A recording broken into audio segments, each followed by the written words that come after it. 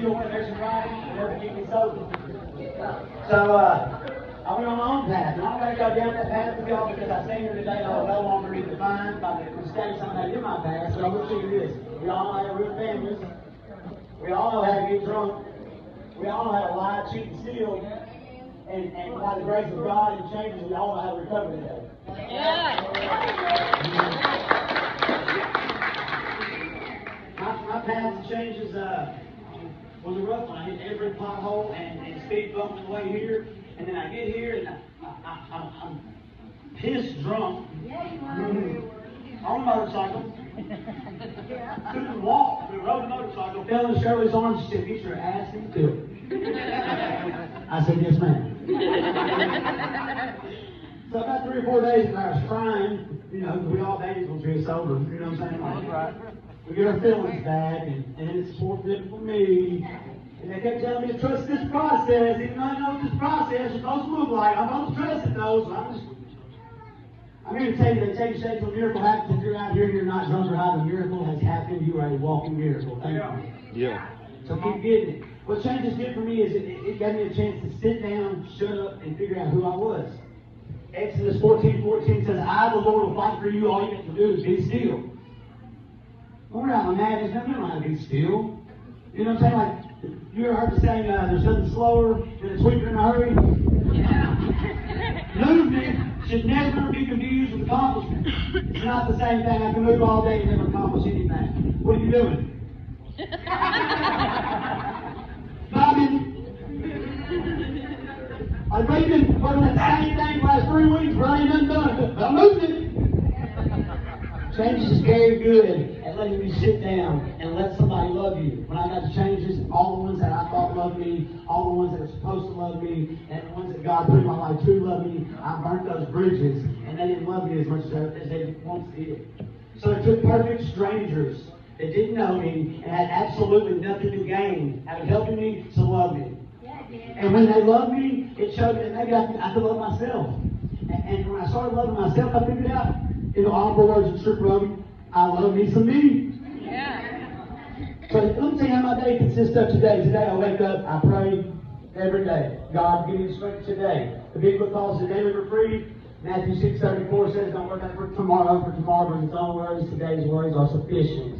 So I need that one day of reprieve. Amen. As long as I do it every day, baby, God's got me. I'm a natural man of a natural world, and all I can do is natural things. But when I start my day out with God, He sprinkles a little super on my natural. I'm a supernatural dude that day. That's what I'm saying. You gotta be supernatural. You gotta do this.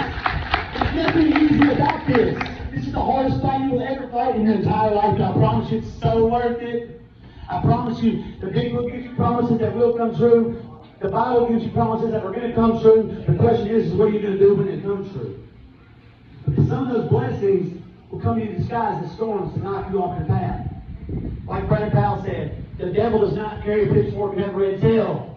He's going to come with everything you ever wanted. That girl you can never get, it's on the way. That bank account, it's fixing to fill up. That job you can never get, that car you always wanted, it's coming. It's on the way.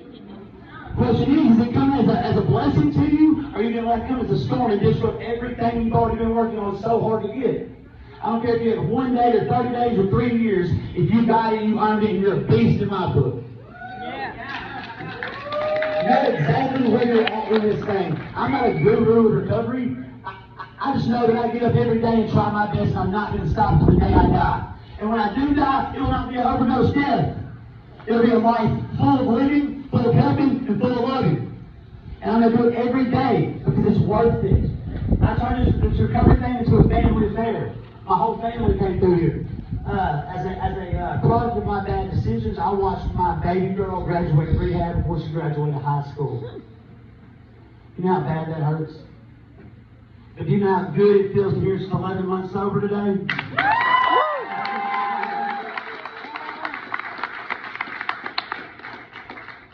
God has given me everything back times 7. And it's still coming. The big book says, no matter how far down the scale we slid before we get halfway through, we'll be amazed. I'm not even 10th of the way through. My mind's blown. It's coming. It's on the way. It's in process. They love it. You don't need it, bro. Yeah, you don't need it, bro. They love that process thing, right? Trust the process, trust the process. I don't even know what the process looks like. I'm not going to trust it.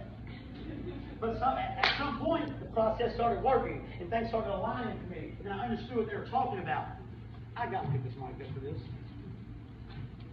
A caterpillar is just a caterpillar, right? Walks around doing little caterpillar things and eating some leaves.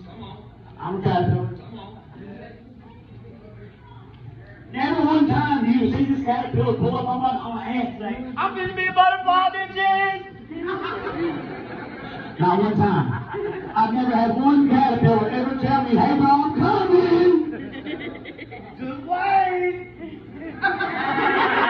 Here I come. In a little while, I'm going to be a butterfly! No, he just does this little caterpillar thing in his caterpillar life. He trusts this process. And going into this process, he knows that something in his mind is wired to climb up in this tree and shed his skin to make a cocoon, which he thinks is going to be his tomb. He's trusting a process even when he doesn't know what it looks like. So he climbs up this tree and sheds his skin, and he's in his little cocoon thing. Little does he know, the best season and longest season of his life is he's a butterfly. Know the season you're in. There's a reason for this season. A season to stay, a season to go, a season to reap, a season to sow. Love the season you're in. If it's storming in your life, it's for a reason. It's God rearranging something in your life you couldn't do for yourself, so He brought His super into your natural. If you're in rehab, it's not a storm. It may look like a storm in disguise. It's really a blessing you're here. Yeah. Because nobody came in here and was like, I'm going to rehab this week. It's going to be amazing. I hit $1 million lottery ticket. I'm going to rehab. You're not coming here on a winning streak. That's right. Your life wasn't so good. You're like, I'm going to rehab. It's going to be so turned up in that rehab. Come on, man. We came in here because we had hope for something different. Because fear stopped motivating. Fear stopped motivating us a long time ago. If you're a real drug addict and alcoholic, you ain't scared of nothing. And the ones that are on fentanyl, y'all not scared. Y'all ain't scared of nothing. Y'all sitting around in circles talking who's going to die first. You got the Narcan, bro? Fear will never drive us, but hope will. And this place does a very good job of putting hope back in your life. This place has changed my entire life, my entire world. So I got arrested 13 times in 1 year for public intox on Beale Street in Memphis. But one street in Memphis you could drink on. Legally. And it was always by the same cop. So I was painting these red flags green and I was just still going. Paige decides she's coming to rehab. I told her I was coming, but we all know I wasn't. She called me and said, if you don't come, I'm leaving. You'll never come back. So I got her a bite. As I'm over here in Walmart parking lot, squeezing bags of wine in my mouth, Miss Tanya pulls up on me. She said, what are you doing? I said, I'm drinking wine. What's it look like I'm doing? She's like, why are you over here? I said, go and check in. She said, check in. I said, yeah, turn myself in. She said, where? I said, Changes. She said, I'm in jail. I get here and Charlie and Schroeder standing out front and I'm back. Hello. And Charlie and Schroeder standing out front. I fall off the bike with Schroeder's arms. Charlie looked at me and I said, I bet you can't whoop me. Not knowing that I'd already been whooped for the last 20 years of my life. I've been whooping myself my whole life. See, I watched my father die in an instant. My kids watched me die on a layaway plan over the last 20 years. That's the pain that we cause the people around us. If you think selling drugs is a victimless crime, look at the face of your children. They are the victims. This can be completely eradicated. The drugs are not like they used to be, guys. The kids these days can't go out and smoke pot one time and decide they don't like it. Or go out and try cocaine for the first time and figure out they don't like it. They're dying. First time they ever took a pill, they're dying. Fentanyl has passed. It's not. I can't even prepare. It's apocalyptic out here right now for these drug dealers. It's apocalyptic. The numbers are not in. Hiroshima can't touch the numbers that fentanyl is doing right now. And that's not a scare tactic. That is a tactic to make you open your mind and open your heart and see that good, honest people are dying. It's not just drug addicts. Kids that are getting high for the first time doing kid things are dying daily. The national average for a fentanyl death is every 6 minutes in the United States somebody overdoses of fentanyl. In Kentucky, every 3 minutes and 45 seconds is what your death rate is on fentanyl. Every 3 minutes and 45 seconds. I'm trying to make you aware of this so you know. Everybody that is on that wall in there thought it couldn't happen to them. Everybody in there thought, I know how to do my drugs. Well, guys, I'm telling you, it's not drugs anymore. This is not drugs. Call it what you want to, but it's death in a baggie, and it's handed out daily. If I was coming to break into your house, and kill your kids, what would you do to stop me? Whatever it took. Whatever it took. We're opening the door for fentanyl and inviting them here for coffee. Period. It's killing our kids in an amount that is astronomical. I'm trying to educate you on this, so maybe education will combat our distorted thinking. That's what the big book says, we have distorted thinking. You see, my distorted thinking tells me that it's not going to happen to me. I know how to do my drugs.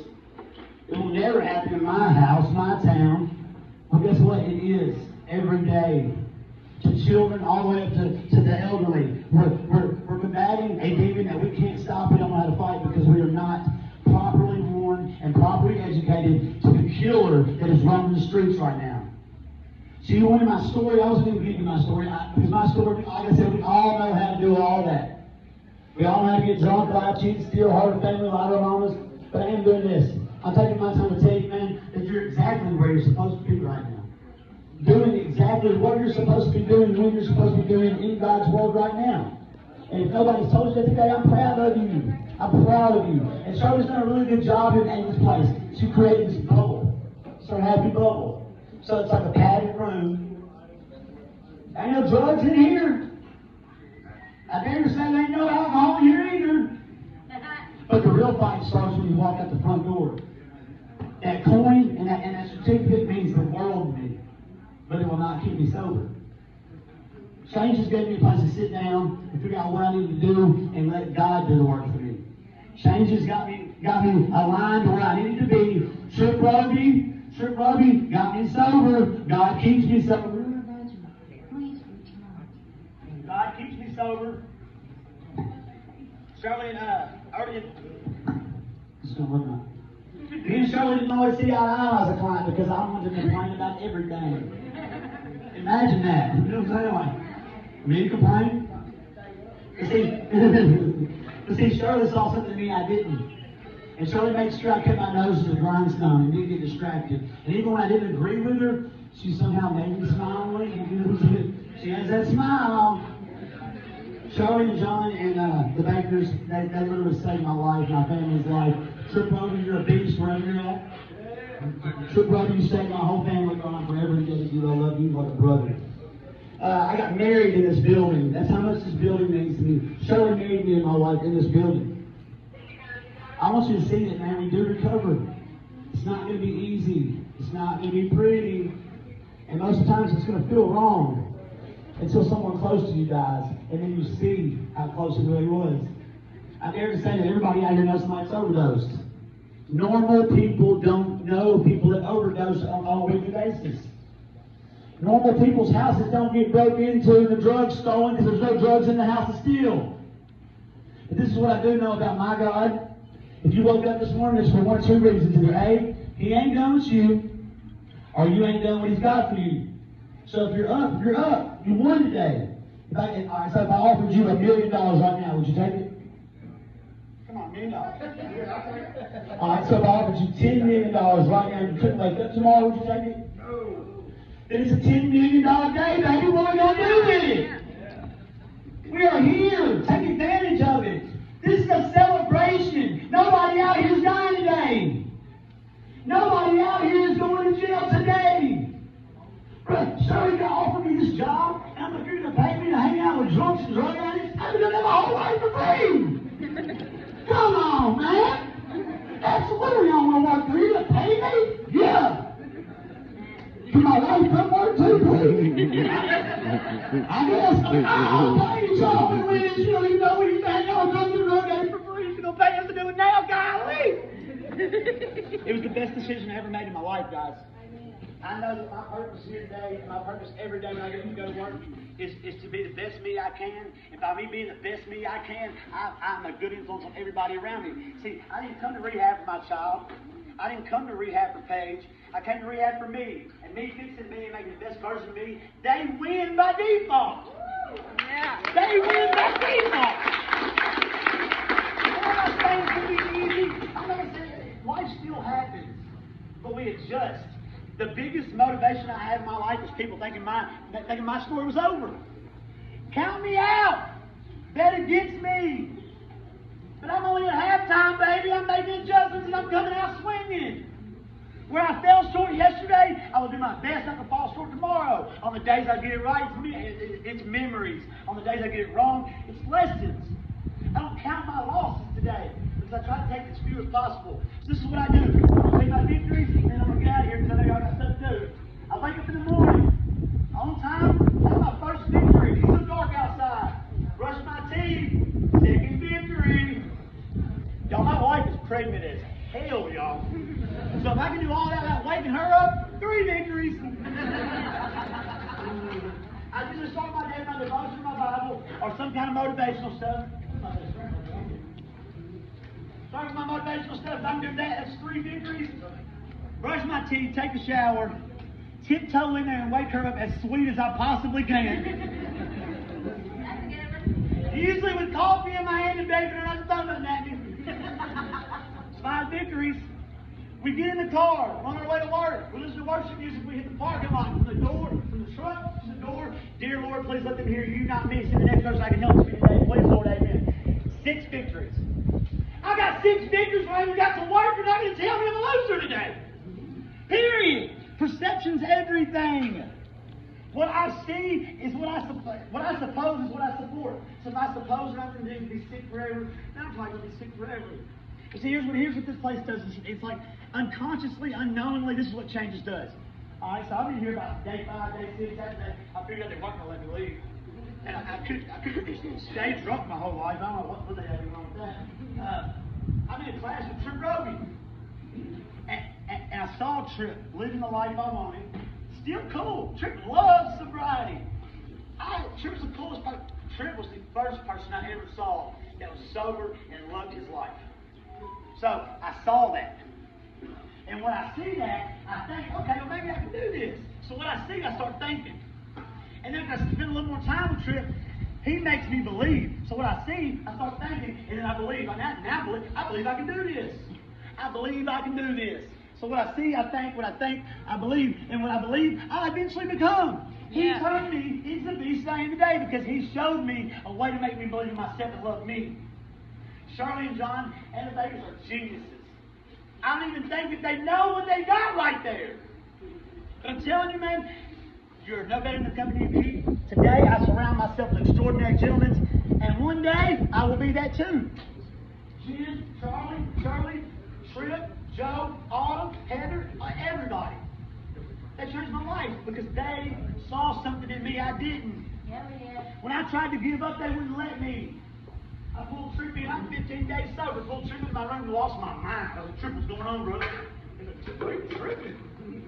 I'm like, no, I'm not, brother. It didn't matter. Because Trip saw it from outside. Like, hey, bro, you got this. See, we get lost in the day-to-day actions.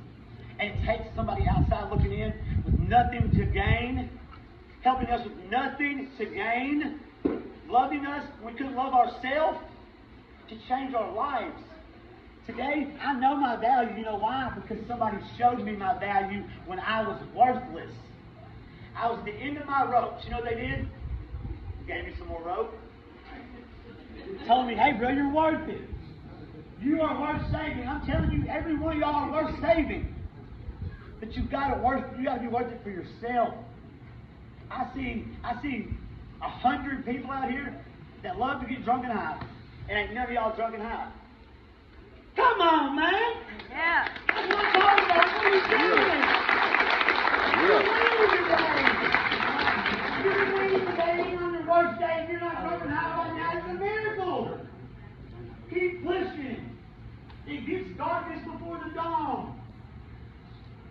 Life will test you.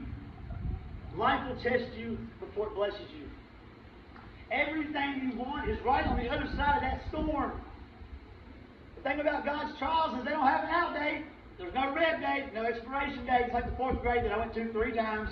That ain't funny, bro. Until I learned what I needed to learn in the 4th grade, they weren't going to let me go to 5th. Until you learn what you're supposed to learn in this season, you can't move forward out of this season. So know the season you're in. Fix what you're supposed to be fixing. You know that one thing, everybody out here, even if you're sober a year, 10 years, 5 years, whatever, there's one thing back here that you're holding on to that you don't tell nobody. That one thing is keeping you and it's blocking you. It's holding you back. It's not letting you grow. It keeps God blessing you. You're going to have to figure out how to get rid of that. But once you do, the sky's the limit. The only thing that will lose is the one you don't fight. And today, I'm surrounded by fighters. It doesn't matter that I lost every battle I ever fought with drugs and alcohol. Because today we're building an army and we win the war. They say 1% will recover. I say we can all be that 1%. Yeah. That's right. But you got to want it like you want air. Not food, because you go a couple days without food, not water. You got to want it like you want the air in your lungs. Then you got to become obsessed with it. Obsession will outdo talent any day of the week. If you become totally obsessed with your recovery and your new life, here's the thing, I'm addicted today. I'm still addicted today. I'm addicted to the results of my recovery and my sobriety. My kid calling me and telling me, hey, Daddy, I can get me way higher than any drug ever did. See, 'cause I was a father for a long time, but I just now became a daddy. A daddy that's there for his kids, that waits for them to call. That's the best feeling in this world. And it wasn't too long ago that I didn't get that. I was present, but I wasn't present. Today, y'all, I cannot tell you the amount of gratitude I have for this building, for the people in this building that have stood beside me tirelessly and listened to me playing. They saved my life, y'all. They did. But you know what I had to do? I had to take the first step. In the words of Houston Tucker, the next step is the most important one. No matter where you're going, the next step is where it is. That's the most important step. So what I'm saying is once you get out of here, if you're going back home, man, take the next right step. Because no matter where it leads you, as long as it's the next right step, you're going in the right direction. I love y'all. Thank you for your time. That's all I got.